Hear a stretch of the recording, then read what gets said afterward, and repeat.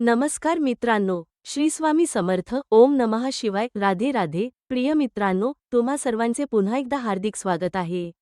मित्रांनो, आज मी तुम्हाला एक अशी कथा सांगणार आहे जी प्रत्येक विवाहित स्त्री आणि प्रत्येक विवाहित पुरुषाने आयुष्यात एकदा तरी नक्की ऐकली पाहिजे. कारण या छोट्याशा गोष्टीवर अनेक संसार टिकतात आणि याच एका चुकीमुळे अनेक संसार उद्ध्वस्तही होतात. अनेक लोक देवाची पूजा करतात, दानधर्म करतात, व्रत उपवास करतात, पण तरीही त्यांच्या घरात सुख, शांती आणि समाधान राहत नाही. त्याचं कारण काय असतं हे फार कमी लोकांना माहीत असतं. एका महान संतांनी सांगितलं होतं की रात्री झोपण्यापूर्वी पत्नीने एक असं काम नक्की करावं ज्यामुळे घरात लक्ष्मीचा वास कायम राहतो, भांडणं कमी होतात आणि मुलांवरही चांगले संस्कार होतात. पण दुर्दैवाने आज बहुतेक लोक ही गोष्ट विसरले आहेत. ती नेमकी कोणती गोष्ट आहे हे या कथेच्या शेवटी तुम्हाला समजेल. म्हणून ही कथा शेवटपर्यंत नक्की ऐका. मित्रांनो, कथेला सुरुवात करण्यापूर्वी माझी तुम्हा सर्वांना नम्र विनंती आहे की जर तुम्ही अजूनही आपल्या या यूट्यूब चॅनलला सबस्क्राईब केले नसेल तर आताच सबस्क्राईब करा.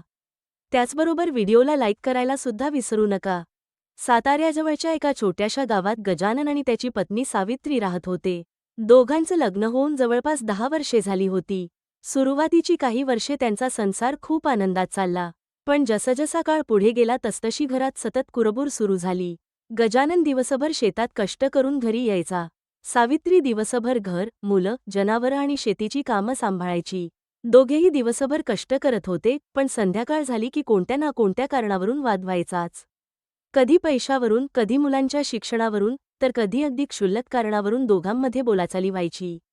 रागाच्या भरात दोघेही एकमेकांना असे शब्द बोलायचे की दुसऱ्या दिवशी त्याचाच पश्चात्ताप व्हायचा. पण अहंकार इतका वाढला होता की कोणीच आधी माफी मागायला तयार नव्हतं. एक दिवस तर भांडण इतकं वाढलं की दोघांनी संपूर्ण रात्र एकमेकांशी एक शब्दही बोलला नाही. एकाच घरात राहूनही दोघे अनोळखी माणसांसारखे झोपले.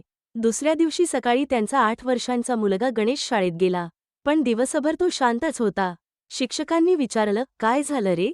आज इतका गप्प का आहेस? मुलाच्या डोळ्यात पाणी आलं. तो म्हणाला, सर, माझे आई बाबा रोज रात्री भांडतात. मला झोपच लागत नाही. हे ऐकून शिक्षकांच्या डोळ्यांतही पाणी आलं. त्यांनी लगेच गजाननला शाळेत बोलावून घेतलं.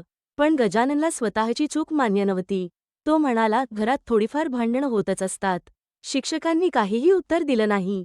त्यांनी फक्त एवढंच सांगितलं, तुम्ही उद्या सकाळी गावाबाहेरच्या मारुती मंदिरात जा. तिथे एक वृद्ध संत आले आहेत. कदाचित तेच तुमच्या प्रश्नाचं उत्तर देतील.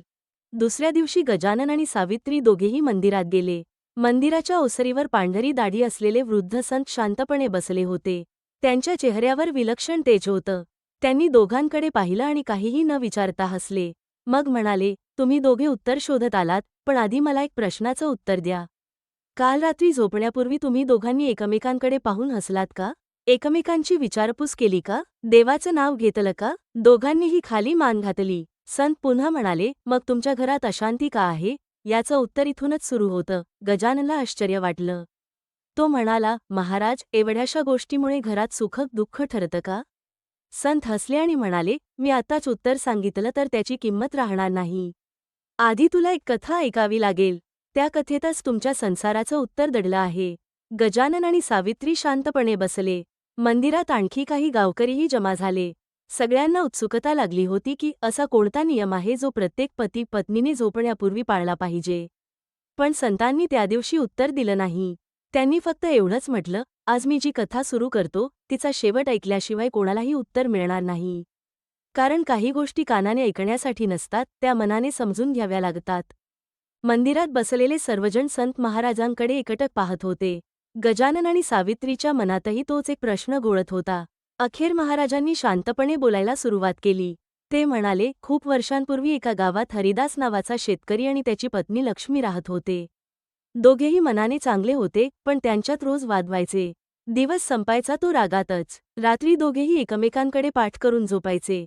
कोण आधी बोलणार, कोण आधी माफी मागणार, यावरच त्यांचा अहंकार उभा राहायचा. दिवसागणिक त्यांचं प्रेम कमी होत गेलं आणि राग वाढत गेला. त्यांच्या घरातील लहान मुलांवरही त्याचा परिणाम होऊ लागला. मुलं घाबरलेली राहायची, घरात हसू उरलं नव्हतं आणि देवघरात दिवा लावला तरी घरात शांतता जाणवत नव्हती. महाराज पुढे म्हणाले, एक दिवस त्या गावातही एक महान संत आले. त्यांनी हरिदास आणि लक्ष्मीला फक्त एकच प्रश्न विचारला, काल रात्री झोपण्यापूर्वी तुम्ही एकमेकांना क्षमा मागितली का? दोघांनीही नाही म्हणून मान हलवली. संत म्हणाले, म्हणूनच तुमच्या घरात अशांती आहे.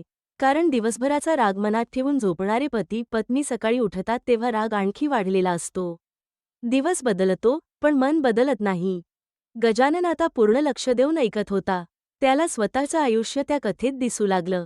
महाराजांनी पुढे सांगितलं, त्या संतांनी हरिदास आणि लक्ष्मीला एक छोटासा नियम दिला. त्यांनी सांगितलं, आजपासून कितीही मोठं भांडण झालं तरी रात्री झोपण्यापूर्वी एकमेकांसमोर बसा. देवाचं नाव घ्या आणि मनापासून एवढंच म्हणा, जर माझ्याकडून काही चूक झाली असेल तर मला माफ कर. उद्याचा दिवस आपल्या नशिबात असेल की नाही हे आपल्याला माहीत नाही. म्हणून राग घेऊन कधीच झोपू नका. सुरुवातीला दोघांनाही ते खूप कठीण वाटलं. अहंकार आडवा येत होता, पण मुलांच्या चेहऱ्याकडे पाहून त्यांनी तो नियम पाळायला सुरुवात केली. महाराजांच्या आवाजात आता अधिक करुणा होती.